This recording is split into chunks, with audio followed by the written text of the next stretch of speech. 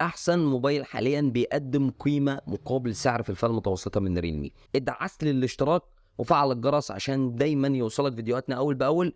ودلوقتي خلينا نخش في تفاصيل الفيديو.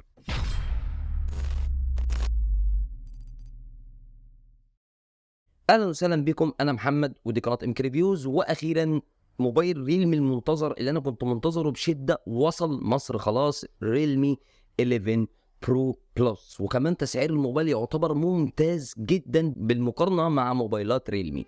مبدئيا كده في اول الفيديو، الموبايل ده تسعيره 16600 جنيه، ودي النسخه ال 12 جيجا بايت رام، 512 جيجا ذاكره تخزينيه.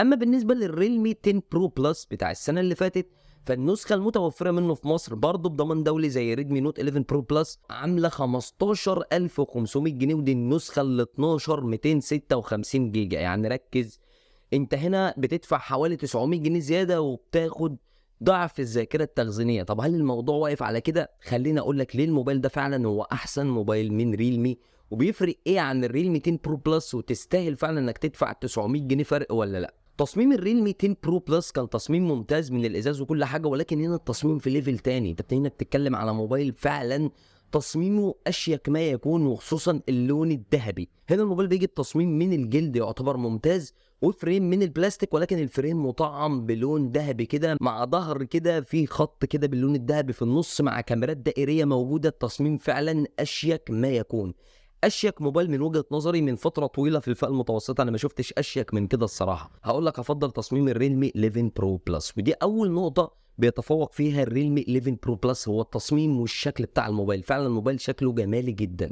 سيبك بقى من التصميم خالص، دي ذوقيات في الاول وفي الاخر. ممكن الناس يعجبها تصميم الريلمي 10 برو بلس اكتر، ولكن خلينا ننتقل للشاشه، ودي الحاجه المهمه. شاشه الريلمي 11 برو بلس والريلمي 10 برو بلس الاثنين قريبين من بعض جدا. اموليد 6.7 انش كيرفد فول اتش دي بلس مع 120 هرتز. ولكن هنا بقى النقله والطفره، الريلمي 11 برو بلس شاشته اسطع، تقدر تشوف الموبايل ده تحت اشعه الشمس وتشوفه مرتاح جدا بدون اي مشاكل.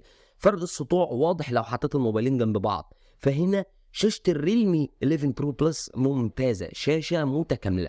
وده اللي انا كنت مستنيه من ريلمي، ان هم يعملوا ابجريد على الريلمي 10 برو بلس في نقطه السطوع، لان شاشه الريلمي 10 برو بلس اصلا كانت ممتازه، مش ناقصها اي حاجه غير بس زياده السطوع شويه، وده اللي ريلمي عملته. بالنسبه لمشاهده المحتوى افضل ما يكون، وبالمناسبه الموبايل برضه محافظ على السماعات الاستيريو اللي موجوده في ريلمي 10 برو بلس، فهنا انت معاك افضل مشاهده محتوى من ريلمي في الفئه المتوسطه. اما بالنسبه لتجربه الاداء، فاقدر اقول لك ان مفيش اختلاف. ريلمي 11 برو بلس بيجي مع معالج دايمنستي 7050، وريلمي 10 برو بلس بيجي مع دايمنستي 1080.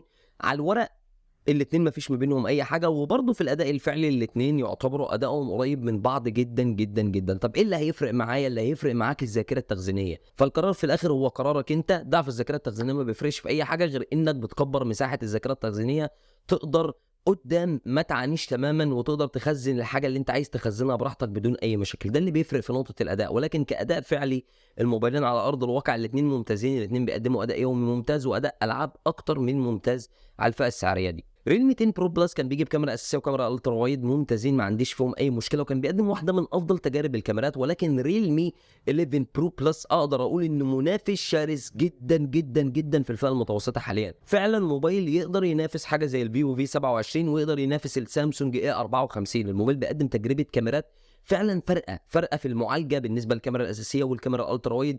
في فروقات واضحه بينه وبين الريلمي 10 برو بلس، وفي طفره ونقله واضحه جدا من شركه ريلمي في معالجه الصور. فهتلاقي دايما الصور اللي بتطلع من الريلمي 11 برو بلس افضل واوضح شويه واحسن في الالوان وفي كده من الصور اللي بتطلع من الريلمي 10 برو بلس. ولكن بالنسبه للكاميرا الاماميه بقى، فما فيش اختلاف كبير. هنا الكاميرتين يعتبروا قريبين من بعض، وده حاجه ضايقتني جدا من شركه ريلمي، ان ما فيش تطور واضح في تجربه الكاميرا الاماميه. ولكن تجربه الكاميرا الخلفيه اللي هي اساسيه بالنسبه لاي حد، فعلا في طفره واضحه بالنسبه للكاميرا الاساسيه والكاميرا الالترا وايد، وهنا اقدر اقول في اختلاف كبير. نيجي بعد كده للحاجات والزيادات، وعايز اقول لك ان الموبايلين نفس الموبايلين بالظبط. يعني ما فيش مدخل 3.5 مللي في الموبايلين، في بصمه كويسه جدا بتشتغل بكفاءه في الموبايلين موجوده تحت الشاشه كبصمات ريلمي. كل حاجه في الموبايلين في الحاجات والزيادات بتعتبر شبه بعض بالظبط، ما فيش اي اختلاف تماما، وما فيش اي حاجه زادت في النقطه دي. اما بالنسبه للزياده، رقم 4 اللي موجوده في الريلمي 11 برو بلس على حساب الريلمي 10 برو بلس هو الشاحن السريع.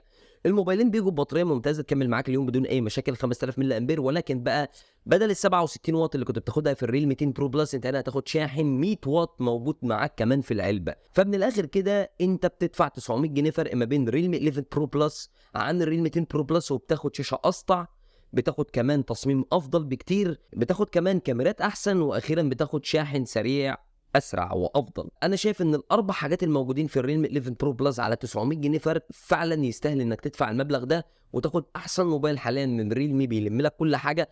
موبايل فعلا من وجهه نظري جه يصحح الاخطاء اللي كانت موجوده في الريلمي 200 برو بلس وكنت بتمنى تصلحها. هسيب لك اللينك تحت في الديسكربشن. وبس كده نكون وصلنا لنهايه الفيديو، وكالعاده انتظرني في فيديو جديد. سلام.